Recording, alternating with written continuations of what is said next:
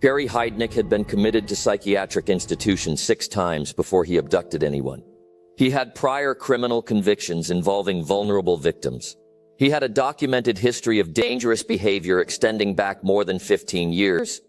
He was released from custody every time. Between November 1986 and March 1987, he abducted 6 women from the streets of Philadelphia, brought them to his home, and held them in a pit he had built in his basement. 2 of them died, 4 survived. When he was finally arrested, the pit existed, the women existed, and the file on Gary Heidnik existed. The file had been there the whole time. Gary Heidnik was born in 1943 in Eastlake, Ohio. His childhood was marked by instability, a fractured home, intermittent caretakers, and early exposure to the kinds of stresses that would later intersect with formal psychiatric diagnoses. He spent a period in military service and later enrolled briefly in medical school before withdrawing. Across decades, psychiatric professionals recorded a pattern of severe mental illness assessments that repeatedly returned to psychosis, delusional thinking, and reactive hostility.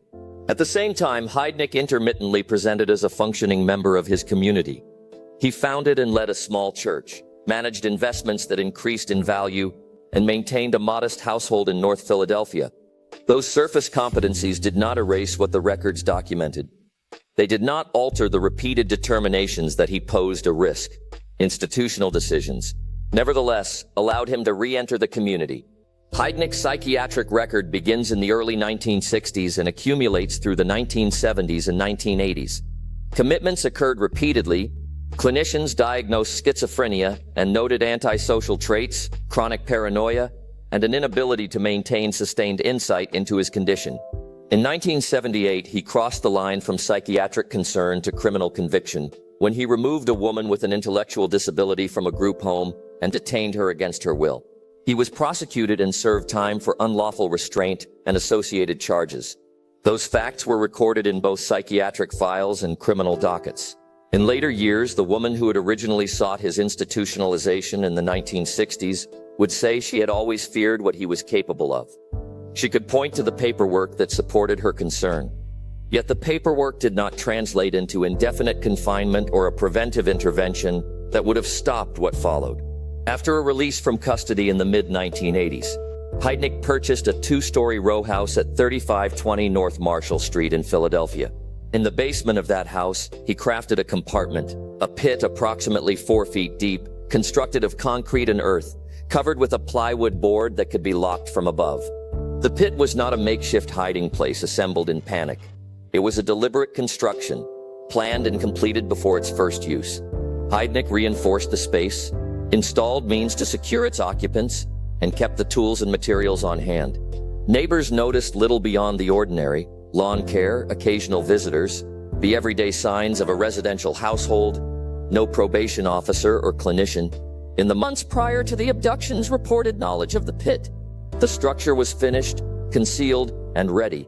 Between November 1986 and January 1987, Heidnik abducted 6 women from the Kensington neighborhood and nearby sections of Philadelphia. The victims were young: Josephine Rivera, 25, Sandra Lindsay, 24, Lisa Thomas, 19, Deborah Dudley, 23, Jacqueline Askins, 18, and Agnes Adams, 24. Some were lured under false pretenses, promises of help, companionship, or work. Others were seized through force. Each was transported to 3520 North Marshall Street and placed in the basement pit, chained or otherwise restrained, deprived of normal light, and kept in conditions that would later be described in court with exacting clinical language: prolonged confinement, restricted movement, inadequate sanitation, and physical degradation. Heidnik's methods combined coercion with an apparatus of control. The pit was the physical embodiment of that plan.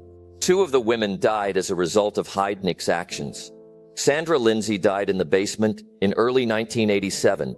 Evidence during the property search showed effort had been made to dispose of remains. Deborah Dudley also perished and was later discovered buried in the Pine Barrens of New Jersey. The other 4 survived through a precarious combination of timing and circumstance.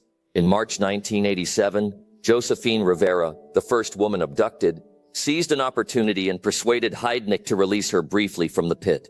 She went to see a former boyfriend and disclosed what had happened. He contacted the police. The response that followed was decisive. Officers arrived at the North Marshall Street house, entered the basement, and found the pit. They found the surviving women alive. They also found evidence consistent with prolonged captivity and traumatic abuse. Heidnik was arrested on March 24, 1987. The subsequent criminal process was as much an interrogation of systems as it was an adjudication of an individual. In 1988, the trial began with the defense asserting legal insanity, arguing that Heidnik's documented psychiatric diagnoses and his disordered mental state rendered him incapable of distinguishing reality in the way required for criminal culpability. The prosecution presented a counter-narrative. The pit, the chains, the calculated methods, the continuity of daily life punctuated by deliberate acts, and even the maintenance of an investment portfolio from within his household, all framed as evidence of planning and purposeful conduct. The jury weighed clinical testimony against material facts and procedural history. They rejected the insanity defense, convicted Heidnik of 2 counts of first-degree murder, along with multiple other charges, and imposed a sentence of death. On July 6, 1999, Gary Heidnik was executed by lethal injection in Pennsylvania. He was 56. Between his arrest and his execution, the psychiatric records that had shadowed him for decades entered into the public record. Commitment documents, evaluations, release decisions, and the 1978 conviction. Those documents were scrutinized by legal scholars, mental health professionals, and policy advocates. Heidnik's case became a concrete reference in debates about civil commitment, risk assessment, and the legal thresholds for involuntary institutionalization. The central tension was plain. A file could document danger without meeting the legal criteria for continued confinement. The gap between documented risk and the law's standards for long-term commitment was not an abstract policy disagreement. It was an operational reality that in this instance preceded and enabled fatal outcomes. The legacy of the case persists in the literature and in policy discussions because it so starkly illustrates the consequences of institutional limits. Heidnik had been committed 6 times and had a criminal conviction involving a vulnerable victim. Psychiatric evaluations across decades characterized him as dangerous.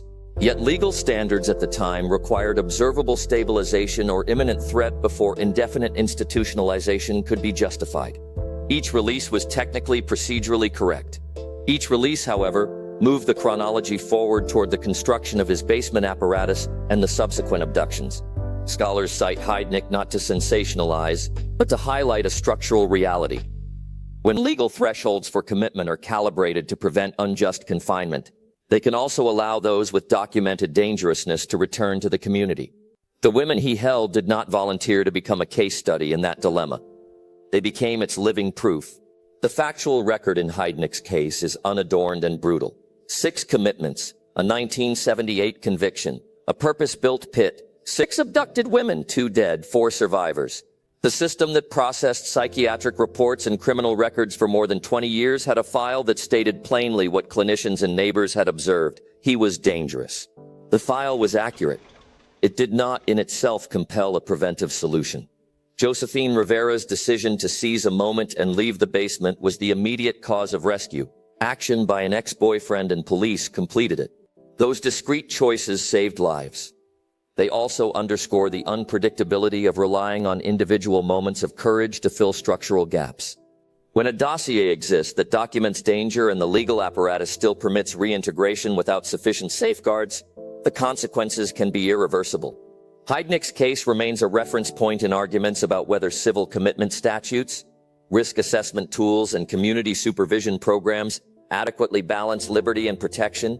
It is a case frequently cited in training for clinicians and legal professionals, invoked in reform proposals, and examined in ethics seminars, precisely because it forces a confrontation with hard choices: how to prevent harm without overreaching into unjust deprivation of freedom, how to interpret clinical certainty in a legal framework that demands specific thresholds, how to ensure that a file is not only accurate but actionable. Gary Heidnik was committed 6 times. He was convicted of crimes involving a vulnerable victim in 1978 and released. He built a pit in his basement. He abducted 6 women. 2 of them died in that pit. The system that processed his psychiatric history and his criminal record across more than 20 years of documentation had a file on Gary Heidnik that said he was dangerous. The file was accurate. It was not enough. Josephine Rivera walked out of that basement because she found a moment and she took it. She saved 4 lives. Subscribe to Case Files TV because when the system has the file and still lets someone walk away, the next file is written in someone else's name.